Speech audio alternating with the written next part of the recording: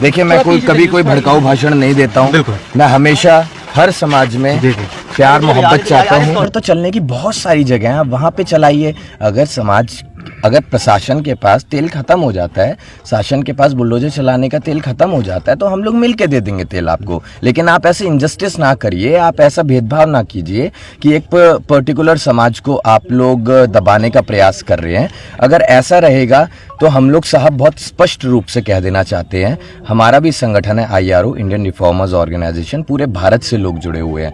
अगर भाजपा इसको, और मैं बोलने से बिल्कुल भी नहीं हिचकिचाऊंगा, ना ही मैं किसी पार्टी का सपोर्टर हूँ, लेकिन भाजपा अगर इसको राजनीतिक मुद्दा बनाएगा तो फिर मैं इतना कह देना चाहता हूँ कि फिर ये नुकसान आप लोगों को देगा, ना सिर्फ उत्तर प्रदेश में बल्कि आने वाले चुनाव में। हमारे लोग हर जगह हैं, हम उन्हें कहेंगे कि देखिए आपके समाज के साथ कैसे इनजस्टिस हो रहा है, और अगर आप आज इन लोगों को मजबूत बनाएंगे तो बहुत ऐसे देवरिया जैसे बहुत जिले हैं जहां पर आपके लोगों को दबाया जाएगा। सरकारी जमीनों पर अवैध कब्जे को लेकर क्या आपकी राय है? देखिए, क्या वो सामाजिक जमीनों को कब्जा मुक्त नहीं कराया जाना चाहिए? देखिए, ये कार्रवाई होगी और हमें प्रशासन की कार्रवाई पर भरोसा है कि उचित कार्रवाई की जाएगी, न्याय मिलेगा। तो घर तोड़ने की बात कही जा रही है, इसके संदर्भ में मैं सिर्फ इतना कहना चाहूंगा कि ये उनके प्रेम यादव जी के फादर साहब के द्वारा बनाया गया था, जो कि आर्मी में अपनी सेवा दे चुके हैं, और काफ़ी सालों पहले ये घर बनाया गया था। अब अननेसेसरली इसको राजनीतिक मुद्दा बनाने के लिए ये तो लहर चल रही है ना बुलडोजर चलाने वाली। अगर बुलडोजर चलेगा इस घर पर, देखिए हमने तो एक चीज़ का भरोसा दिलाया, चाहे हमें अपने समाज के सामने झोली फैलानी पड़े, इन बच्चों का हम ध्यान रखेंगे, क्योंकि बच्चे अभी छोटे हैं। आपका बुलडोजर कहाँ चलना चाहिए वहाँ आप ध्यान रखिए। बुलडोजर वहाँ भी चलना चाहिए था जब हम बलिया में हेमंत यादव की अगर देखिए, मैं कभी कोई भड़काऊ भाषण नहीं देता हूँ। मैं हमेशा हर समाज में प्यार मोहब्बत चाहता हूँ। यही बात हमसे जुड़े लोग भी जानते हैं। मैं कुछ बात ऐसी नहीं कहूँगा जो बायस्ड हो जाए, जो एक समाज को लेकर चले। मैं चाहूँगा कि प्रदेश में, देश में शांति का माहौल बना रहे, और गगन जी आप दोनों जातियों में प्यार मोहब्बत रहे। इसी क्रम में मैं इतना कहूँगा, भड़काऊ पोस्ट जो हो रहे हैं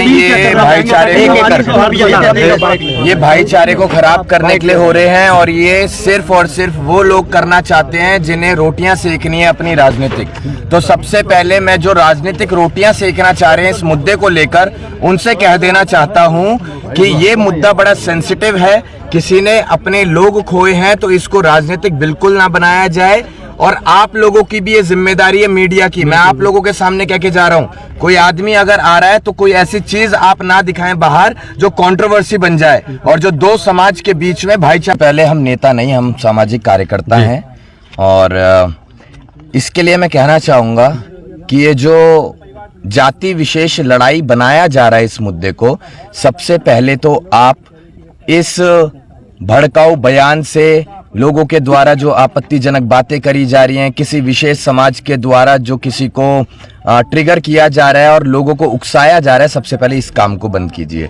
क्योंकि ये वो समाज है, अगर हम सनातन की भी बात करें तो गर्गाचार्य, अगर आप लोगों को पता हो तो, ये यादवों का और ब्राह्मणों का बहुत अच्छा रिश्ता रहा है, ठीक है। तो उस रिश्ते को राजनीति के चक्कर में खराब ना किया जाए।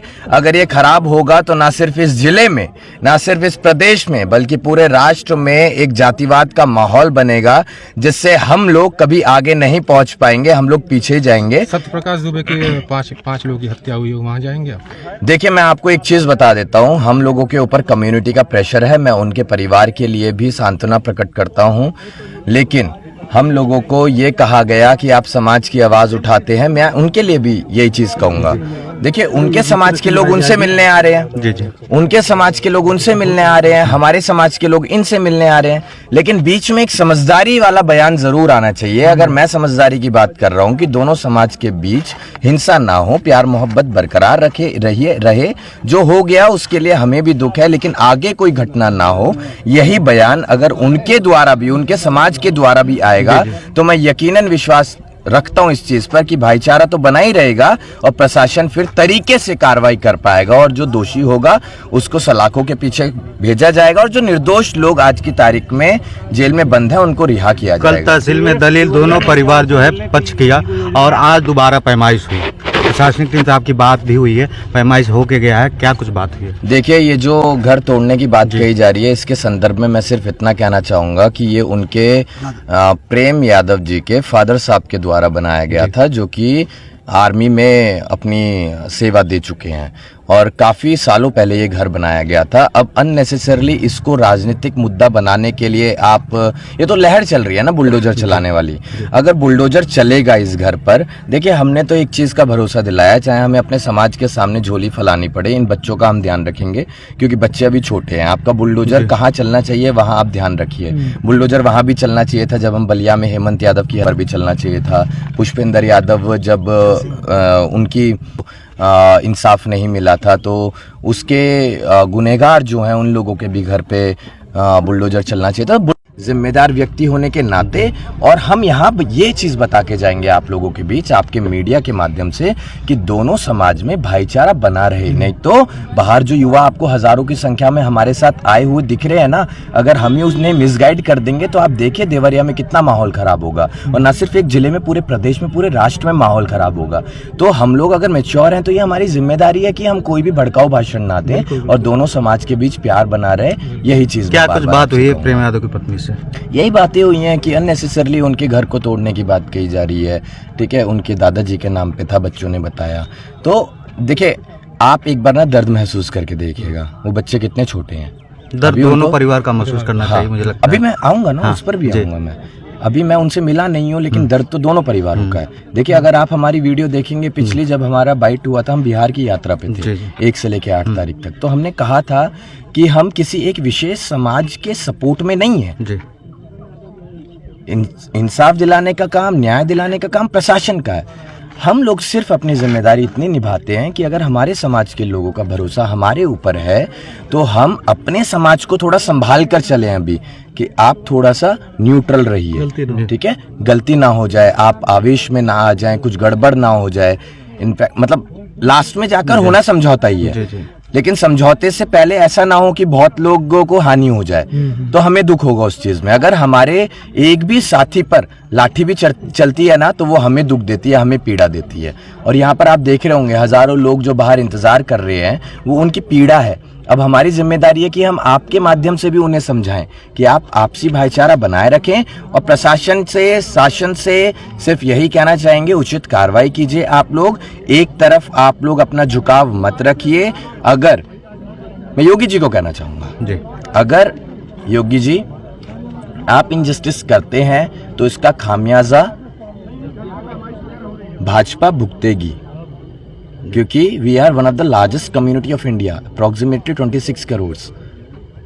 हम लोग दम रखते हैं अपने लोगों को समझाने का, फिर मनाने का। और ऐसी हरकतें जो होती हैं, जब इंसाफ नहीं मिलता है और जो निर्दोष है उसी को दोषी बनाया जाता है किसी विशेष नेता के द्वारा, तो फिर ये पीड़ा पूरे समाज को देगी, फिर वोट की चोट दी जाएगी। हम नहीं चाहते कि चोट ऐसी दी जाए जिससे कि किसी को खरोच आए या खून निकले। हम अगर चोट देंगे तो फिर वोट देवरिया के इस मामले पे उनके ज़हन में तमाम बातें चल रही हैं। देखिए, देश को अभी रोजगार की, शिक्षा की, चिकित्सा की, युवाओं की बेहतर भविष्य की, आपसी प्रेम, इन सब की ज़रूरत है। हमें डेवलपमेंट करने की ज़रूरत है। अगर इन्हीं हिंसाओं में हम लोग पड़ेंगे तो हमारा दिमाग कभी भी अच्छे से नहीं सोच पाएगा, और हम जातिवाद के चक्कर में अगर पड़ गए।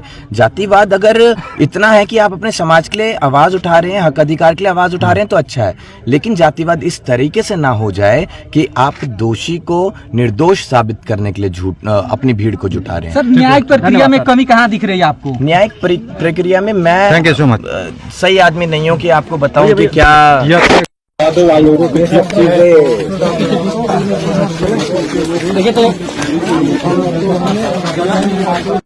पुलिस की नाकामी की वजह से जो हुआ, ये घटना पुलिस की नाकामी की वजह से हुई है। मैं किस लिए जा रहा हूँ? कोई राजनीति करने नहीं जा रहा हूँ। मैं सिर्फ और सिर्फ उस दुखी परिवार के दुख में शामिल होने के लिए जा रहा हूँ। इंस्पेक्टर साहब जैसे लोगों का के वजह से ही हुआ है, मैं चलन के साथ कहता हूँ धन्यवाद। घटना हुई है यहाँ पर, संत कबीर नगर से चल के आए हुए हैं, ला करके दोनों और इनकी जास्ती नहीं कहा जाए तो क्या कहा जा सकता है। और मैं सबको बताना चाहूंगा जितने लोग यहाँ पर हैं, ये पुलिस की नाकामी की वजह से जो हुआ ये घटना पुलिस की नाकामी की वजह से हुई है। मैं किस लिए जा रहा हूँ, कोई राजनीति करने नहीं जा रहा हूँ।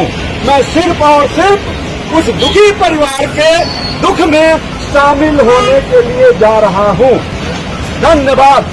और ये वीडियो इसलिए बनाई जा रही है, मैं इसलिए बना रहा हूँ कि पूरा देश देखे इस चीज को कि पुलिस जब किसी परिवार को ऊपर दुख पड़ता है, समाज तैयार होती है तो ये काम करती है। जब वो दुखी होने के पहले मैं तो कहूंगा कि सारा का सारा काम जो हुआ है ये नहीं होना चाहिए और ये हुआ है कहीं न कहीं प्रशासन का, भाई इंस्पेक्टर साहब जैसे लोगों का के वजह से ही हुआ है। मैं चलन के साथ कहता हूँ धन्यवाद।